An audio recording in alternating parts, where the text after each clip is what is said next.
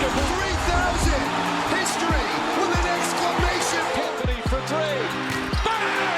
That one goes down, and the game is tied. The Yankees are champions of baseball.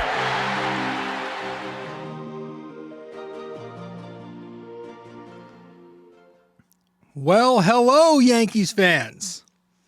Welcome to BD4. Are you having a good time? Wow, listen, as I'm recording this, okay, it's Friday the 3rd. Okay, so the Yankees kicked the Red Sox out last night, 24 hours ago. I'm still basically just as high on cloud nine as I was 24 hours ago. I have done nothing today, Saturday, or Friday, sorry. I was off today. Had some things earlier in the day, but most of this day, I have taken the time to just bask in it, to watch highlights. I've been doing nothing but reading about Camp Schlittler and watching his highlights a billion times. I've been doing nothing but just enjoy what the Yankees were able to do this past week against the Boston Red Sox. They defy odds by coming back from down 1-0 in the wild card, and they win this thing. This is the first time the Yankees have knocked Boston out of contention in a playoff since 2003. They had beaten the Yankees the 3 previous times. And just, I said it on the podcast. I've been just saying it casually when talking about this team that said, listen, the Yankees, I don't know that they're going to win this series against Boston because anything is possible in a best-of-3 wild card. But I do know that if they get past this team, I think they're going all the way back to the World Series. Of course, we're going to knock on some wood. But that was one of the most impressive accomplishments. And by impressive accomplishments, I'm not just talking about the Camp Schlittler, but just what the Yankees were able to do after going down 3-1 or 1-0 in the series. And to be able to battle back despite not getting their best production and win this thing. It feels good as a New York sports fan, that the tides seem to be changing with my favorite baseball or with my favorite sports teams. You know what I mean? I tried telling a lot of Yankees fans during the regular season when the Yankees were getting walloped by the Boston Red Sox, congrats, hang your banners, in the regular season. I tried telling you, hey guys, I'm also a diehard Knicks fan. And I had to witness the Knicks play the Celtics 4 times last year and get freaking smacked all 4 times. But what happened in the postseason? Well, the Knicks made some adjustments. They didn't play their hand in the regular season. They made adjustments, and they walloped the Boston Red Sox right back. Or the Red Sox. They walloped the Boston Celtics right back. And they beat the Celtics in the playoffs. So the Yankees follow that same suit.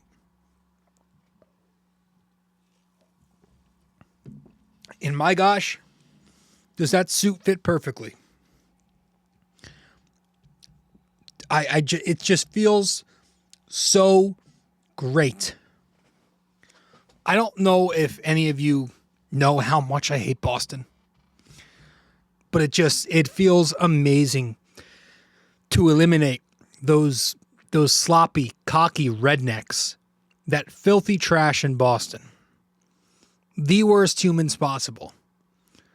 Big, giant, ginger babies, complainers, whiners, excuse makers, just to make them feel like shit. The rest of the winter is gonna just make me smile every time I think about it. Even if the Yankees don't go on to win the World Series, and they will, hopefully. I'm going to smile every time I think about this wild card series. Because they are the most obnoxious, vile group of pathetic rodents. It makes it that much sweeter.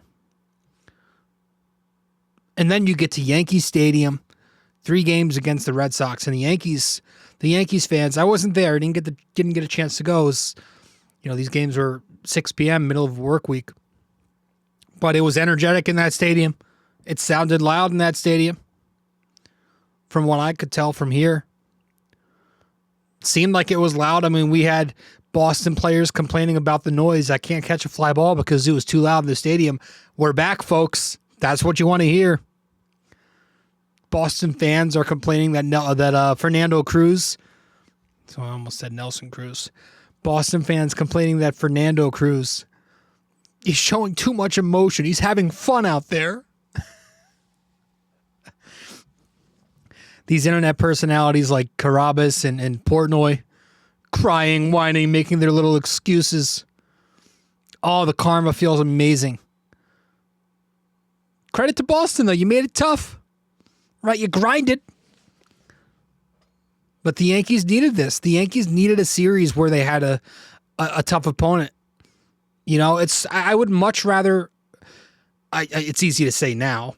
But I feel like this path that they're in where they have to play an extra series and like if they do get past this gauntlet of teams in their way, I think it's only going to make them tougher for the World Series. It's not going to be like last year where you had the divisional round against the Royals, you had the Championship League series against the Championship Series against the Guardians. You have a bunch of AL Central contenders. Now you've got Boston. You took them down. You got Toronto in your way. If you take them down, you have to face maybe Seattle or Detroit with Scooble. These are much tougher teams than you saw last year. So the Yankees obviously have to take it one game at a time. But yeah, this is only good for them if they can get through this. But it is good for them if they do, just to prep them.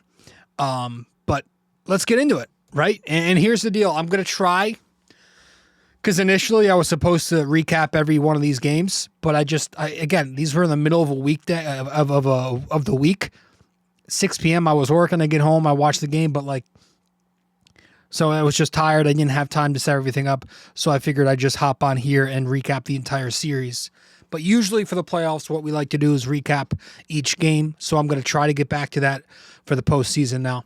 Because now that we're in the postseason, after beating the Boston Red Sox, we're going to try to do game-to-game recaps. But I'm still going to keep the same rule regarding tipping our cap. What we do in the postseason, if you don't remember, is instead of tipping our cap to 3 Yankees, only 1 Yankee we tip our cap to, and that's after the entire series is over. So that's what we're going to do. I think we should get into it, folks. I think we should. So what I'm going to do here is I'm going to head to our first break here on BD4 episode 907. A little bit of a rebrand for us, by the way. Little rebrand. Changing up the format of the video feed. If you're watching the podcast on YouTube, you can see that. Changed up the logo. Got a new intro. Outro. So I hope you guys appreciate this. But the Yankees take 2 out of 3 to beat the Boston Red Sox in the wild card series. And now we head to Canada to play the choking Canadians. But let's talk about this Boston series. Let's talk about it. We're going to try to hit on all points we can the second we get back from our break. Be back. Quick break here, guys. Stay connected with BD4 on social media. Follow us on Instagram and X at BD4Pod and find us on Facebook by searching BD4. Don't miss out. Join the conversation.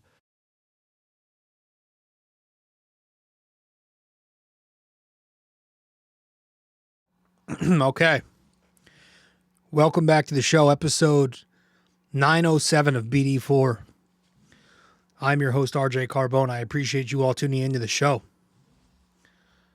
The Yankees took down the Red Sox 2 games to 1 but they won 3-1 in the opening game of the series. No, what am I talking about? They lost 3-1.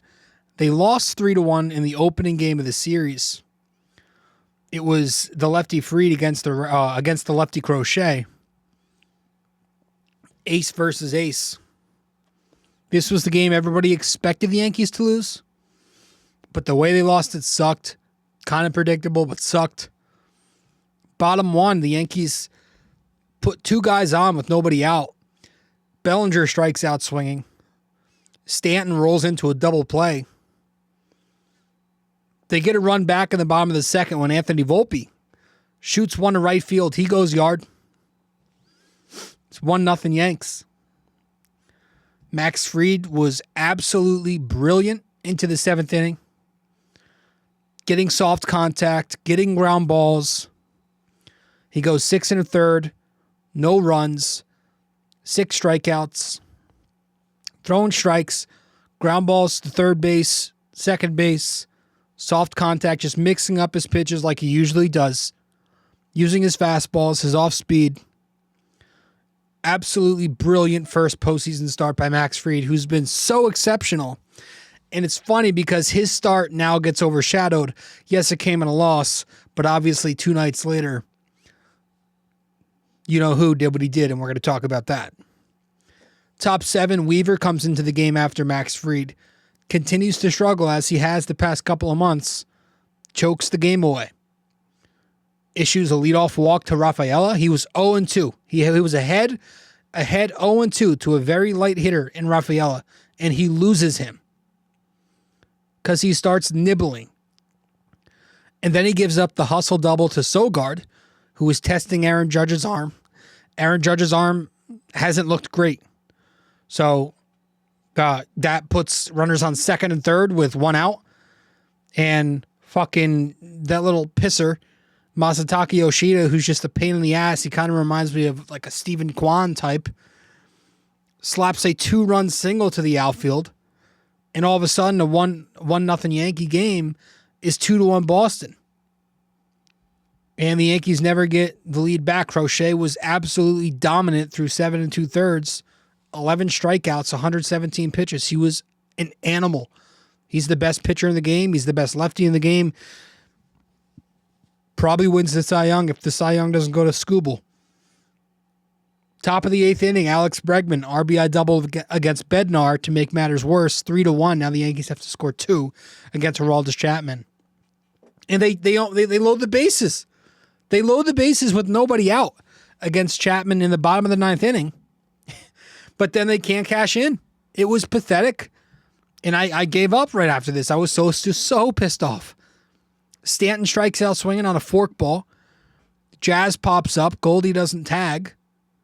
And then Grisham strikes out to end the game, swinging at 101 up and in. Gassed. The Yankees lose 3-1. All of a sudden, shit, season's on the line and your first playoff game. So that was a brutal start. We'll talk about some of the decisions later. Game 2 of the series. The Yankees bounce back and win 4-3. They even up the series. The lefty Rodon going up against the righty Brian Bayo. The irony of this win was that it came behind the 2 lefties who sat the night before. You know, bottom of the first inning, Ben Rice, in his first postseason start, hits a 2-run shot to put the Yanks up 2-0. Top third, Boston loads the bases on Carlos Rodon. Base hit, walk, and a bunt single that forced Rodon to make a bad throw to Jazz, who couldn't stay on the bag. Gives up a 2-run single to Story to tie the game at 2. That guy was good in this series. But then he gets Boston. I forget who it was. He gets somebody to roll into a double play. And he escapes further damage. Bottom 3. Though the Yankees put first and second on with 1 out during the tie game. Bellinger a weak pop up to left field. And Rice hits the ball super hard to right field, but it's a line drive out. Bottom 5, Yanks get a guy on Yanks get a guy on second with 2 outs during the tie game. And Judge with the RBI. I guess they counted it as an RBI bloop single. It's officially a single. But, the ball went to went into Duran's glove, popped out, couldn't secure it, and all of a sudden the Yanks are up 3-2 again. But top of the sixth, right back at it, Rodon gives the lead up again. Trevor Story again. Game-tying home run to make it 3-3. A big shot to left field. Top seven. Story again comes up to the plate, and he's got a chance to hit a grand slam to put the Yankees out of their misery, basically. It would have. A couple of feet shy, Grisham tracks it down at the warning track, right in front of the warning track. Fernando Cruz, sigh of relief, jumping up and down, but ends up just being a fly out. And then when Cruz escapes the inning, he goes nuts. Goes nuts. Again, this is when Boston fans were triggered by somebody having fun in a playoff atmosphere in the Bronx. Bottom eight, Austin Wells with a fantastic at-bat that results in an RBI single. Jazz Chisholm, elite base running, scoring from first to make it 4-3 Yanks. And then top nine, Bednar comes in, gets the save. Gets a fly out to Judge. 0-2 fastball he gives him. And it's a fly out to Judge. Almost ties the game with a home run. So the Yankees win the second game of the series to tie it up. I don't know what happened on the screen there. Give me a second. We got to fix that. Next time we will. Game 3. Let me just make sure that don't happen here. Game 3. The Yankees. 4-0 win to advance. You had the righty Cam Schlittler on the mound, who we're going to talk about right now, against the lefty rookie, Connolly Early, some Irish kid. Fits right in. Bottom 4. The Yankees finally get to Early, who was pitching well to start the game. He's got a nice little sweeper. His stuff's not that good. But Rosario with an RBI single. Volpe steps up to the plate. He shoots an RBI single to the outfield. And then Austin Wells with another good at-bat eventually picks up a 2-run fielder's choice. Boston's defense this entire series was hilarious. Ironic, because that was what I was worried about entering this series. And it's 4-0 Yankees. So the Yankees eventually get to Boston. They score all 4 runs in that inning. Boston doesn't score because Cam Schlittler put together one of the best postseason pitching performances you're going to see a rookie throw. And that is why we're going to go ahead and tip our cap to Cam Schlittler. This man, 8 innings, no runs scored, 12 strikeouts, 5 hits, no walks. That's the one you love. 12 Ks to no walks. No home runs, 107 pitches in the win. Man, again, I've been watching highlights all day. When I'm done posting and editing this podcast, I'm going to watch some more Schlittler highlights. And tomorrow I'll worry about the LDS. But I'm still in celebration mode right now because Cam Schlittler out there. What I said in the beginning of the game to myself, I have a feeling this kid's going to dominate. Not dominate, but I have a feeling this kid's going to be good. Because every time this kid pitches, you look at his demeanor on the mound. He's cool, calm, collected. Just doesn't react, doesn't dump all of his adrenaline. Like you saw Carlos Rodon in his first postseason start, that Kansas City game. He came out the gate throwing 98, struck out the side, used up all his energy because he was unable to contain it, and then he didn't have any stamina left for the remainder of the game, and he had a bad start, right? Cam Schlittler, I think a big reason he was so efficient and so dominant last night is because he's able to keep those emotions in check. And I love when pitchers show emotion, but I think in the atmosphere like this, when you are needed, you're a starting pitcher and you need that energy to give you length, that was the key. And it just allowed him to throw easy gas. I mean, it comes out of his hands so easy. His delivery, the mechanics are so smooth.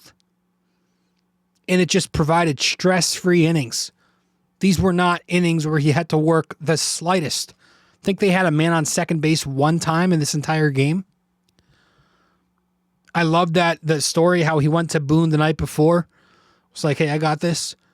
And then as he comes off the mound in the 7th inning, he's talking to Boone. He's I'm going back out. You're going back out. They had an understanding.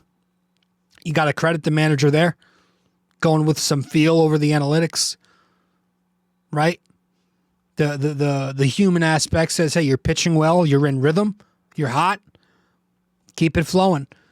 He could have easily went the analytical route and said, hey, listen, you're a rookie. 3rd time through the order. The heart of the order is coming up. You got close to 100 pitches at the moment. We're going to pull you. I thought that was going to be the case in the 6th inning. Thought he'd finish 5 1/3, whatever. Lets him go 8, and they were 8 dominant innings.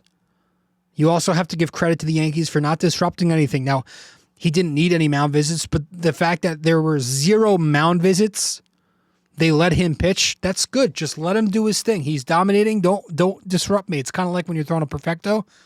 No one talk to me. No one do anything. Just let me stay in my rhythm. Let my muscle memory kick in. But I am so happy for this kid, man. I'm happy for him because this is a Boston kid growing up. We all know that story. But apparently last couple of days, he got heckled on social media by some white trash Bostonians. Trash talking his family. And he used that fuel. He used that angry energy to knock out the fucking Red Sox. It's so funny that a lot of baseball fans want to play the whole good human shtick when they talk about the Yankees fans in class, and then they go out and they do things like this, especially Boston, right? The irony of that scumbag city. But Cam Schlittler, let's talk some pitching, man. Dominated with his 3 fastballs and the different shapes on his fastball, right? He's got a 4-seamer, a 2-seamer that he can sink, and he's got a cutter that can look like a slider at times. And in this game, it wasn't his usual pitch mix.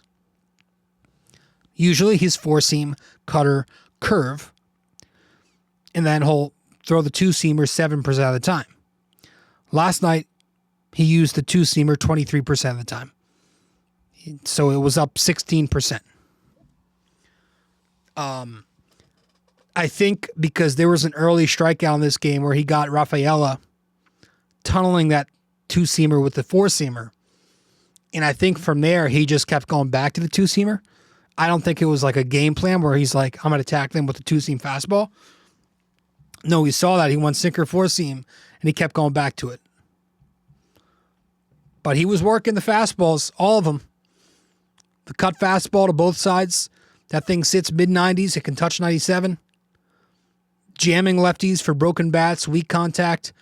Going away on righties for more weak contact. But yeah, he's got 2 different types of cutters. He's got that hard cutter that sits mid-90s. And then he's got that softer cutter that's low 90s, high 80s. Which is more of a slider. He's got that 2-seam fastball that's got a ton of sink. Dominant against right-handers. Sits 99 to 101. Runs it inside. Backdoors it. The 4-seam fastball. Using that on both sides as usual. Again, 99 to 101 with that. All night. Didn't lose velo at all. Top of the zone, above the zone. Paint jobs on the edges. Just impeccable fastball command last night. Ton of whiffs on both the 4-seamer and the 2-seamer. All night long. Just insane strikeout work. I mean, we're going to go through all 12 of these strikeouts here. He goes 100 in the zone to Bregman. Gets him to look. Strikeout looking. 99 in on the hands to Rafaela. It's a swing and miss. A 101 miles an hour paint job. A 101 mile an hour paint job. Below the zone to Nate Lowe. Backwards K. 100 in zone to Gonzalez for a swing and miss, strike 3. 93 mile an hour cutter in on the hands to Jalen Duran. Gets him to swing and miss. 99 mile an hour paint job on the outer edge to Narvaez for a swing and miss. Goes 99 up and away to Abreu for a swing and miss. 100 into Jalen Duran with runners in scoring position. Fails to check his swing, strike 3. He goes 97 up and tailing away on Yoshida. Swing and miss, he couldn't barrel it. 99 with run to Rafaela again later in the game. 99 in the zone to Abreu again. 98 above the zone to Gonzalez. Swing and miss, just tunneling his fastballs exceptionally. Setting up the two-seam all night with the other 2 fastballs. He tunneled the cutter off the plate. He tunneled the four-seamer in zone. And it's so difficult to get on plane as a hitter when the starting pitcher that you're facing is tunneling his four-seam fastball with 2 other hard fastballs with break. You know how difficult that is to pick up.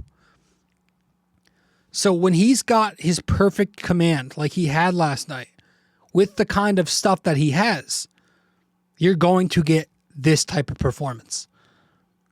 He was consistently ahead in the count, especially as the game progressed. I'm just super impressed because, Boston they may not be the fastball hitting team that they used to be, but they've got some good lefties. And I thought that'd be tough for a right-handed flamethrower like Schlittler, who doesn't exactly have an off-speed pitch for lefties. Didn't bother him one bit. Yes, Yoshida got him a couple times. Who cares? 2 meaningless singles. Useless. Weak. He's just such a fun starting pitcher. I love a good starting pitcher, man. Who thought? Who thought? Nobody would. Nobody thought that Cam Schlittler would be your Game 3 starter in October. If I told you that in March, you'd have no idea who I'm talking about, first of all. But after everything that went down, after losing Garrett Cole, Clark Schmidt going down mid-year, the Stroman and Carrasco stuff you had to deal with earlier in the year, to have a young starting pitcher come up from your system, to me, there's nothing more exciting than that. We could talk about prospects like Spencer Jones and, all you want. What's the other kid's name? Spencer Jones and George Lombard Jr.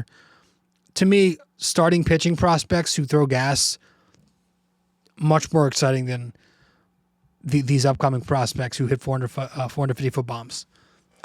Something about a 100-mile-an-hour fastball.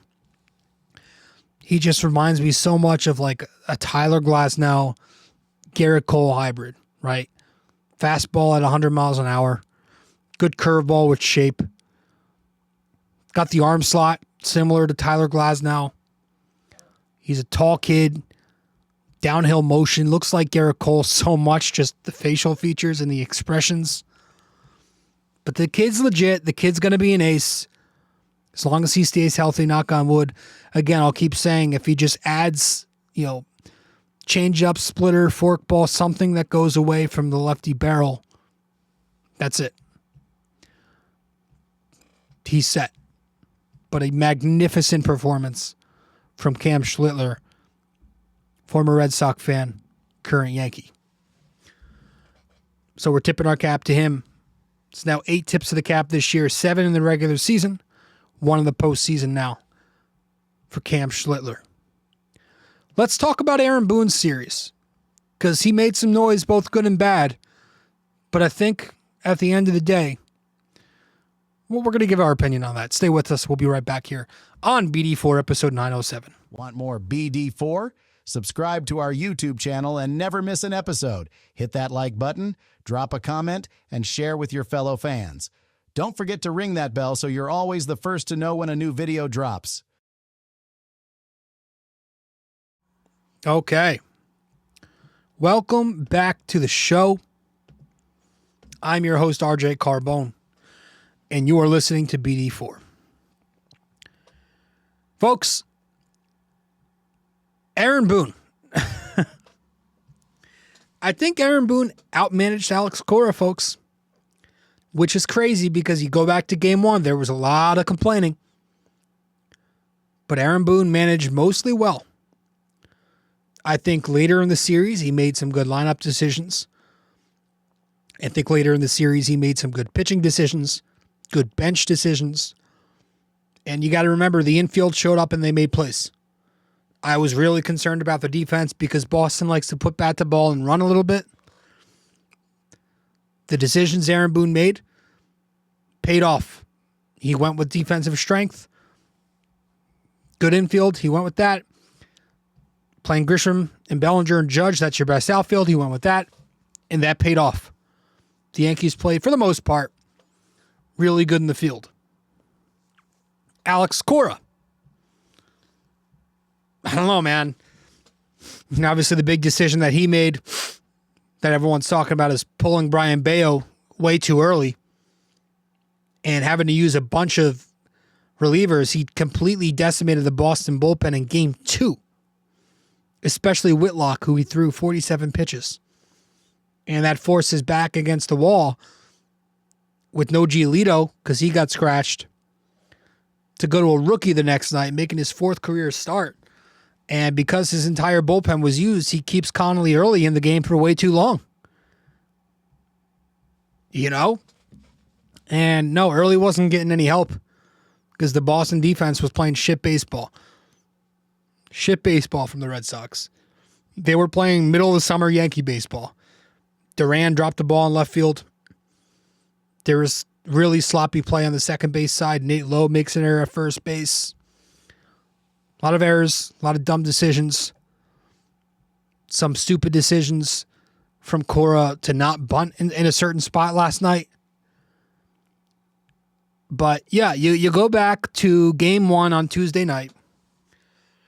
Aaron Boone starts his right-handed bats and his best gloves, right? He goes Rosario, McMahon, Jazz. Ends up using Rosario over McMahon he ends up using Rosario over Jazz Chisholm and keeping McMahon at third because even though McMahon's left on left, he's by far the best glove on the team, and Max Fried gets a ton of ground balls to the pull side. So he wanted McMahon at third base, so he goes to Rosario over Jazz Chisholm at second base for the right-handed matchup. Goldschmidt plays over Rice at first base for the right-handed matchup. He's got Wells catching because you got to catch Wells against the Red Sox who run. You get PTSD about the Trevino game.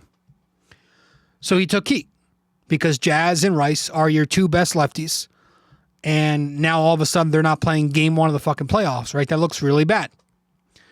And you saw the detriment of it where he used up all of his right-handed bats early on in the starting lineup, so he was exposed.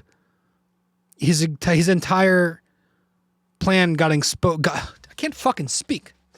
Because he used up all his right-handed bats in the starting lineup, he exposed his entire lefty lane for Aroldis Chapman later in the game, for Aroldis Chapman. So I did not hate the starting lineup. But I did understand the criticism. The Jazz one definitely was frustrating. And then again, later in this game, he removes Max Fried 1 out into the 7th inning. Max Fried comes out of the game. I would have liked to keep him in. I think he was in rhythm. What are you saving him for? You know, if he allows a base runner, then you can pull him. But he was dominating. But again, at the same time, I went back and watched a bit of it. Boston righties, they were making some solid contact that last time around there. You saw Max Fried's fastball. It started running away on him a little bit. The velo was down. The location was off. And listen, you're going from Max Fried to Luke Weaver, who's been your best relief pitcher in the bullpen this year outside Bednar. Yes, he's been struggling, but it's Luke Weaver. He's got the stuff. He's got the resume. He's done this in the playoffs before. If Weaver does the job that he's supposed to do, nobody says anything. But Luke Weaver, who's supposed to be pretty nails for you, continued to struggle. So that looks really bad on Aaron Boone. Game 2 on Wednesday, he went back to his lefties against the righty Bayo. That I think was obvious. But Rodon, he kept Rodon in the game, top 7, despite giving up the lead in the 6th, right? 6th inning, Story hits the game-tying home run, and then he walks Bregman on all 4 pitches. 7th inning, he walks Eaton to lead off the inning on all 4 pitches. falls behind 3-0 with a wild pitch to Duran. Then he hits Duran with a pitch. Then he gets pulled. So it didn't end up hurting because somehow Cruz escaped it. But I didn't love the decision to throw him back out there top 7 when I thought you saw him deteriorating a bit in the 6th, especially once he walked Eaton to start the 7th. You thought that would be it. But he let him face Jalen Duran. I don't know. Could have been a Tim Hill lane. But regardless, he gets out of it. And then game 3 yesterday. Boone learning from his mistakes in game 1, right? He lets Schlittler ride it out. Going with feel over the analytics, right? That's the opposite of the decision he made with Max Fried. He kept his lefties in the game to start, despite a left-handed starter being on the mound, because he was not a tough lefty. So Rice played first base. Jazz played second base.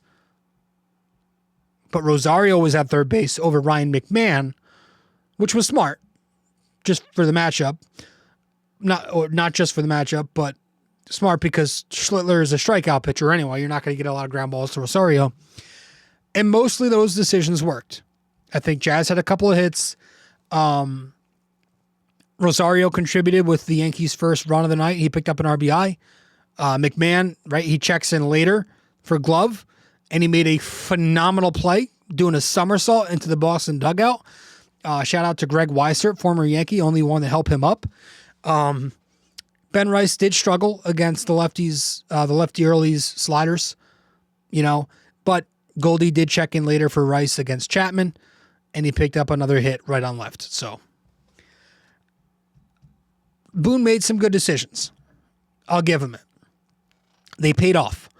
So a good managed series from the Yankee manager who takes a lot of shit, and I think a lot of the time he deserves it. I'm not a fan of Boone. I don't think this team's going to win anything with Boone. I think they can come close, but we'll see. But listen, a lot of other managers are making controversial decisions in the postseason as well. Detroit fans, they were pissed off at A.J. Hinch after the Game 2 decision to pinch hit Riley Green for Jahmai Jones, former Yankee. Guardian fans pissed off at Stephen Vogt pulling his starting pitcher with less than 40 pitches. You got Cubs fans angry at Craig Counsell keeping Imanga in the game. Machado hits that big bomb. 3-0 Padres win. There were decisions throughout the entire postseason. So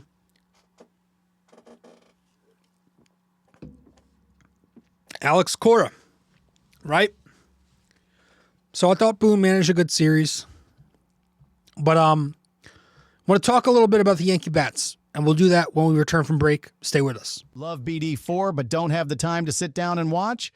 Don't forget to subscribe on Apple Podcasts and Spotify so you never miss an episode. And if you're enjoying the show, leave us a 5-star rating and a quick review. It helps us grow and keeps the conversation going. Okay. Hey, listen. The New York Yankees in this series produced offense without the home run, right? They only hit 2 home runs. I think 2 home runs. 2. It's funny because the same fans who say the Yankees cannot score without hitting home runs are the same fans complaining right now about the Yankees scoring 9 runs. Boston scored 4, or they scored 6 in this series. The Yankees scored 9. They scored 9 runs when hitting just 3 home runs total. So if the Yankees hit more than 3 home runs in this series, which is their usually they'll hit more than 3, they'd have more runs. So maybe the lone part that was missing from the bats, the offensive production that people are wanting to see more of, was the home run power that everybody hates so much. You didn't get home run power from Judge yet, who's been okay so far. Stanton's still searching. Was better in Game 3. But the Yankees scored with some small ball in this series, folks.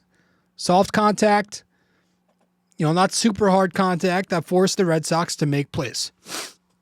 The Yankees were using their legs to score. The pop-up that Duran dropped scored a run. The base hit, that base hit single that Wells hit, scored Jazz from first. Stanton legged out a double, which he didn't even run for halfway to first, and he still made it to second. I think Austin Wells is having a good postseason so far. He's been excellent on both ends. Fantastic framing. Really nice job calling these games. Fried, Rodon, Schlittler. He's had some really great at-bats, especially last night. Jazz looks pretty good everywhere, making some web gem plays out there at second. On the bases, at the plate, he's got a couple of hits and a walk. Playoff Volpe becoming a real thing. He looks good everywhere. What did I say? If Volpe produces in the postseason, folks, I don't care about the regular season. I could care less if this is going to become a thing. He's making some really good plays at short. Again, Volpe, after a day off, produces. But people got to know that in the postseason, runs don't come often. You're not going to score 7-8 runs every night anymore. So you're not going to pick up hit after hit after hit on a tough pitcher. You're going to eventually need the home run to beat that one mistake pitch.